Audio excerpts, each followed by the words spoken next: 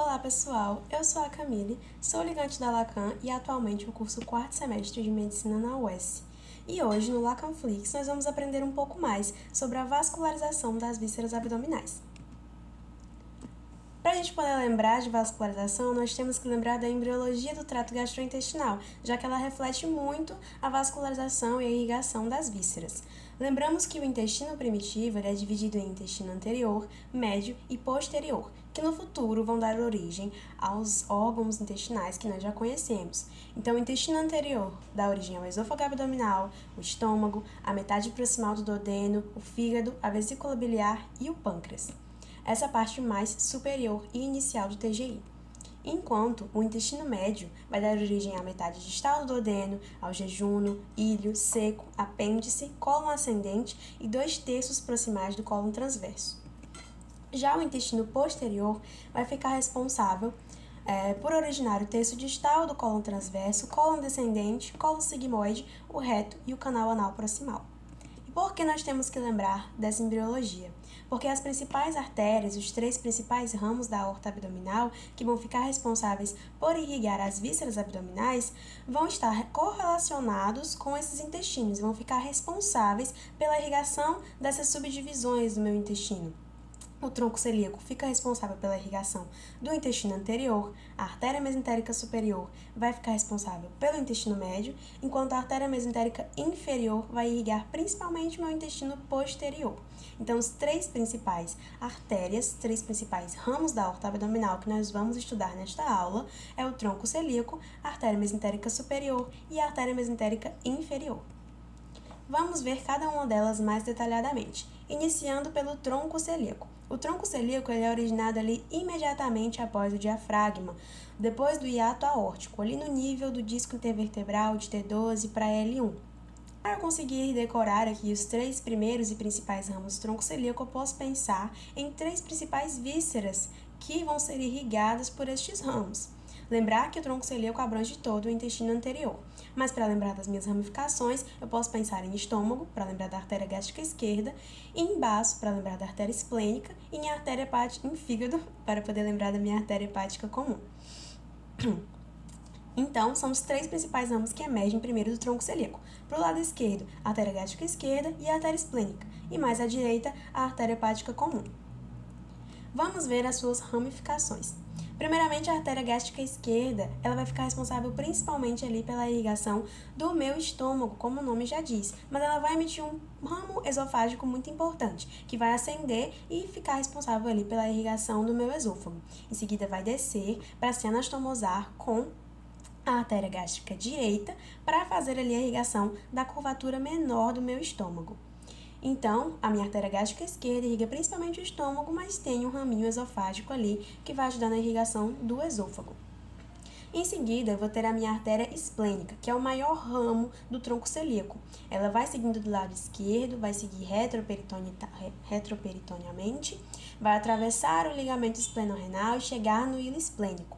Quando ela vai passando assim pela margem superior do pâncreas e mais posterior, ela vai emitir alguns raminhos, como a artéria gástrica posterior e artérias gástricas curtas, que vão ficar ali responsáveis pela irrigação do fundo gástrico. Além disso, ela vai emitir a artéria gastromental esquerda. Essa artéria gastromental esquerda, ou também chamada de gastroepiploica, ela vai ter uma correspondente direita, que vai formar o casal com ela, e vai se anastomosar e ficar responsável pela irrigação da curvatura maior do estômago. Então, para lembrar da artéria esplênica, vamos lembrar de 3 principais ramos delas: a artéria gástrica posterior, artérias gástricas curtas, que irrigam o fundo gástrico, e a artéria gastromental esquerda, que vai se juntar com a direita e irrigar a curvatura maior do estômago.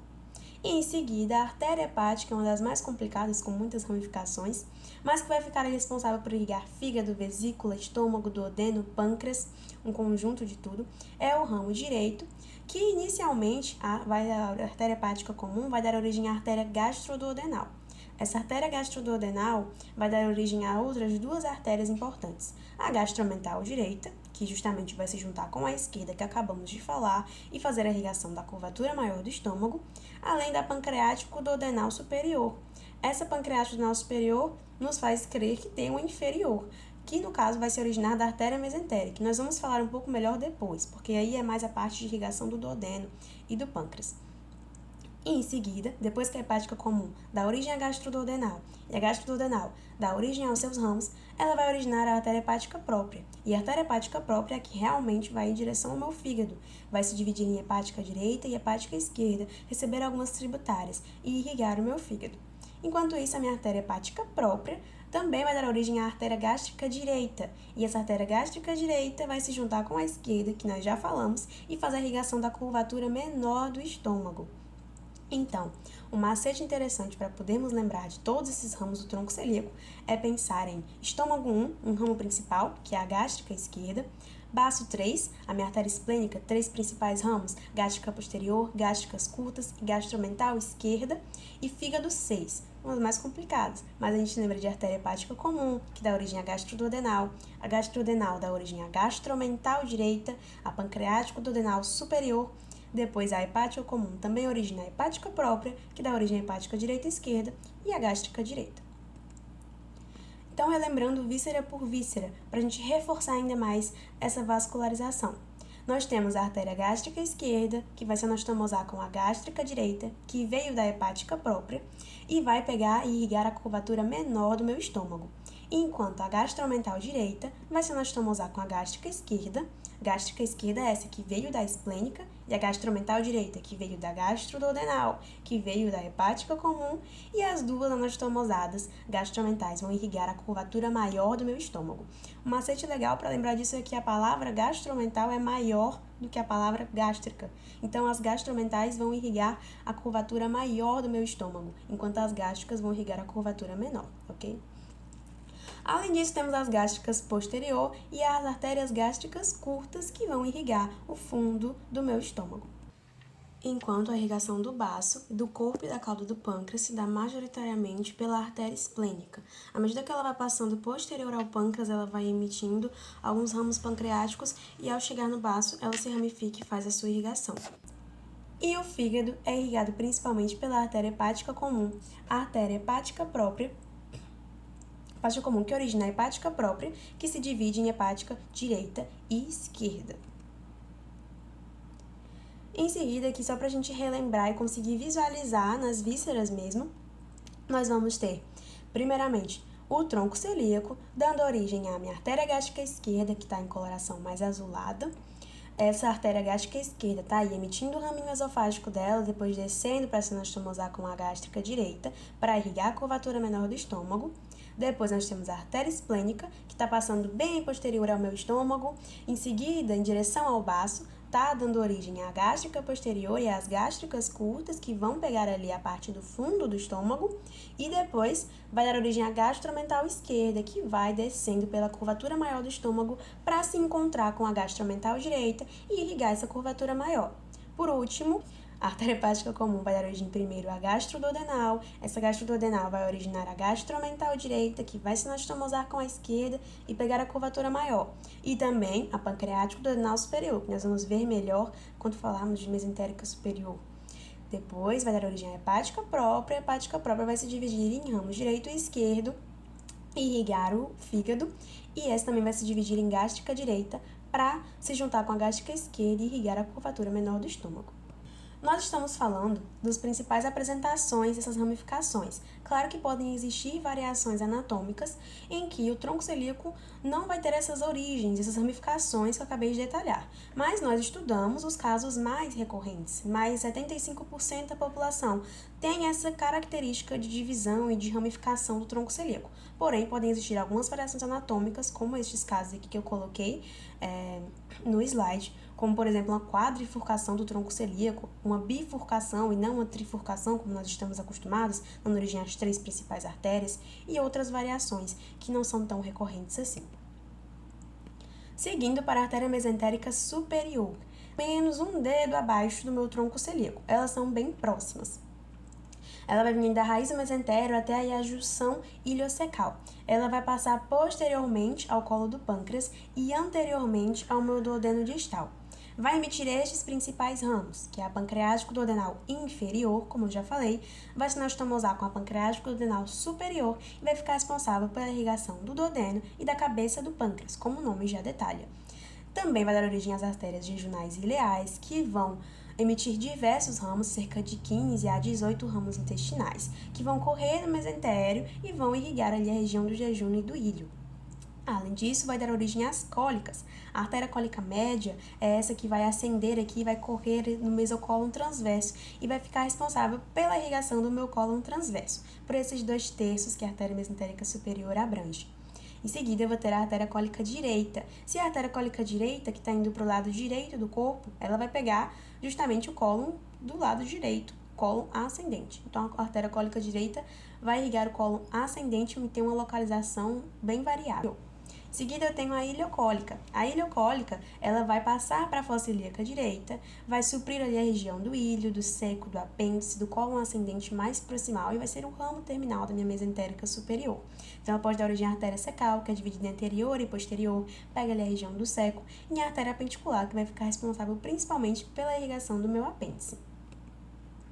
Então, outro macete para a gente lembrar de artéria mesentérica superior é lembrar de pâncreas 1, um principal ramo do pâncreas, a pancreático duodenal inferior, que se junta com a pancreático duodenal superior do meu tronco celíaco e vai irrigar a cabeça do pâncreas e o duodeno. Intestino delgado, lembrar 2 ramos principais, as jejunais e as ileais, que ficam ali responsáveis pela irrigação do jejum e do ilho. E cólon, eu vou lembrar da minha cólica média, cólon transverso, cólica direita, cólon ascendente e a ileocólica, que pega seco, apêndice e por aí. Já a irrigação da cabeça do pâncreas e do duodeno se dá principalmente pela anastomose da artéria pancreática duodenal superior, que veio lá da gastroduodenal, com a artéria pancreática duodenal inferior. Essas duas artérias, tanto a superior quanto a inferior, vão se ramificar e se dividir em anterior e posterior, e formar essa arcada arterial responsável ali pela irrigação da cabeça do pâncreas e do duodeno. Em seguida, o jejum e o ilho vão ser irrigados principalmente pelas artérias jejunais e ileais, ramos da artéria mesentérica superior. Já o seco e o apêndice vão ser responsáveis irrigados principalmente pela artéria ileocólica, que vai se dividir em artéria secal, e esta se divide em anterior e posterior, e em artéria apendicular, que vai ficar responsável principalmente pela irrigação do meu apêndice. Já a artéria mesentérica inferior vai se originar mais para o lado esquerdo, na face mais anterior da aorta, ali ao nível de L3, vai se angular para a esquerda e vai dar origem a estes ramos. A artéria cólica esquerda, que vai ascender retroperitonealmente, vai irrigar principalmente o cólon transverso, aquele 1/3 de cólon transverso que restou, o meu cólon descendente também. Depois as artérias sigmoides, que tem um número variável, de 2 a 4 artérias sigmoides, que vão ali penetrar no meu mesocólon sigmoide. E por último, a artéria retal superior, que vai irrigar o cólon sigmoide, o restinho do cólon sigmoide e a parte do meu reto proximal. Então, um macete para lembrar da artéria mesentérica inferior, uma das mais simples é lembrar de cólon e reto 3. Principais ramos, a artéria cólica esquerda, a artéria sigmoide e a artéria retal superior, que vão ficar ali irrigando o restinho do cólon transverso, cólon descendente, sigmoide e reto proximal. Então é importante lembrar que existem muitas anastomoses entre esses ramos, as artérias mesentéricas, principalmente a superior e a inferior. O importante é esse arco de Riolan. O arco de Riolan, ele é também chamado de arco justacólico, e ele é uma anastomose das minhas artérias cólicas média e direita, que são ramos da mesentérica superior, com a minha artéria cólica esquerda, que é um ramo da artéria mesentérica inferior. Então é importante comunicação entre essas duas grandes artérias, a mesentérica superior e inferior. Além dessa, eu tenho como exemplo também para citar a artéria marginal de Drummond, que vai estar ali conectando os ramos cólicos direito, médio e esquerdo, e vai estar aí irrigando principalmente a parte do cólon transverso. Então, para lembrar víscera por víscera da irrigação do intestino grosso, nós temos a artéria cólica direita, que é um ramo da mesentérica superior, que vai pegar ali principalmente o meu cólon ascendente. A artéria cólica média, também da mesentérica superior, que pega ali mais a parte do cólon transverso. E a artéria cólica esquerda e a sigmoide, ramos da mesentérica inferior. A cólica esquerda, que vai irrigar mais o cólon descendente e uma parte do cólon transverso. E a artéria sigmoide, que fica mais na região do meu cólon sigmoide. Enquanto o reto tem uma grande divisão, que não vamos aprofundar a origem dessas outras artérias, apenas a retal superior, como nós já vimos que é um ramo da mesentérica inferior, que vai irrigar mais essa parte retal superior. A artéria retal média é um ramo da artéria ilíaca interna, enquanto a artéria retal inferior é um ramo da artéria pudenda interna. Sobre a irrigação dos rins, as minhas artérias renais elas vão se originar bem abaixo da artéria mesentérica superior, no nível de L1, L2, vão penetrar no hilo renal para fazer a sua irrigação. A minha artéria renal direita é maior do que a minha artéria renal esquerda, justamente porque a aorta vai dar a volta pelo lado esquerdo. E essa minha artéria renal, ela tem um trajeto posterior à minha veia renal direita. E é o único grande vaso que vai passar posterior à veia cava inferior. A minha artéria renal esquerda, ela vai passar posterior à veia de mesmo nome, só que vai ter um menor trajeto. E também eu tenho 3 artérias suprarrenais. A minha artéria suprarrenal inferior vai ser um ramo da artéria renal. Agora, a suprarrenal média, ela vai vir diretamente da aorta, enquanto a suprarrenal superior vai ser um ramo das artérias frênicas inferiores. Já em relação à drenagem venosa, as veias vão seguir as suas artérias correspondentes. Nós temos que frisar o estudo da veia porta e do sistema porta-hepático, responsável por drenar o trato gastrointestinal, pâncreas, vesícula e baço, levando esse sangue para o fígado, onde ele será limpo, passará por processos e retornará para a minha veia cava inferior e retornando à minha circulação. A veia porta é formada pela junção da veia mesentérica superior e da minha veia esplênica.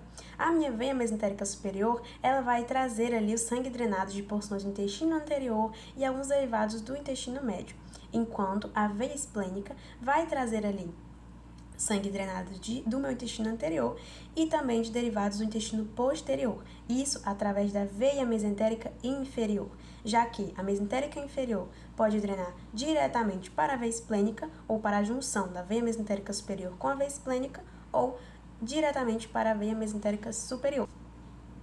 Então, só para a gente lembrar dessa conformação, aqui nós temos a veia porta, originada da junção da minha veia esplênica com a veia mesentérica superior, e a minha mesentérica inferior está vindo e drenando em direção à veia esplênica, justamente para que todas tributem e levem esse sangue drenado em direção ao fígado através da veia porta. Nós temos aqui o sangue da veia mesentérica superior representado em azul e a região que ela drena, o sangue da veia esplênica, gástrica e mesentérica inferior nessa região mais roxinha, a mistura das duas nesse tom mais violeta e as tributárias cavais. Importante lembrarmos que o sistema porta tem inúmeras anastomoses portosistêmicas, que são pontos de comunicação entre a minha circulação portal com a circulação sistêmica. Essas vias são muito importantes porque permitem o reencaminhamento do meu retorno venoso para o coração, caso alguma grande veia fique ocluída. E alguns dos pontos principais onde nós temos essas anastomoses é na parte inferior do esôfago, onde eu tenho o encontro da veia esofágica com a veia gástrica esquerda, no canal anal, onde eu tenho o encontro da veia retal inferior e média com a veia retal superior, além da região periumbilical, onde eu tenho o encontro das veias epigástricas com as veias paraumbilicais. E essas vias alternativas só são possíveis porque a minha veia porta e as suas tributárias não têm válvulas, então o sangue ele pode fluir no caminho inverso em direção à veia cava inferior. Mas esse mecanismo não consegue resolver totalmente o problema das obstruções. Tanto em casos de obstruções mais excessivas, em que eu tenho um volume de sangue muito maior retornando, eu posso ter casos de varizes, que são as dilatações anormais das minhas veias, que podem ser potencialmente fatais caso eu não corrija essa obstrução. Uma importante correlação clínica a ser feita nessa aula é a cirrose hepática. No caso da cirrose, a gente sabe que nosso fígado fica mais fibrosado, com aquele aspecto mais endurecido. Isso com certeza vai acabar afetando a minha circulação portal, vai causar uma hipertensão portal e uma consequente obstrução. Nesse caso, o meu sistema porta vai acabar recorrendo às minhas anastomoses portosistêmicas, fazendo redirecionamento desse fluxo sanguíneo.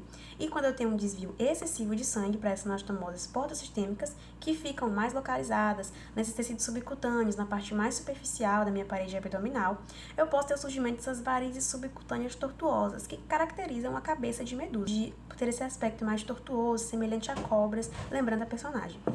E é isso, pessoal. Essas foram as referências utilizadas para a confecção dessa aula. E muito obrigada pela atenção de todos. Se você gostou do conteúdo, não deixe de deixar o seu curtir, o seu comentário e compartilhe com seus amigos também. Se inscreva no nosso canal para não perder mais nenhum conteúdo de anatomia e clínica cirúrgica e deixe aqui nos comentários quais são os temas das próximas aulas que vocês querem ver por aqui.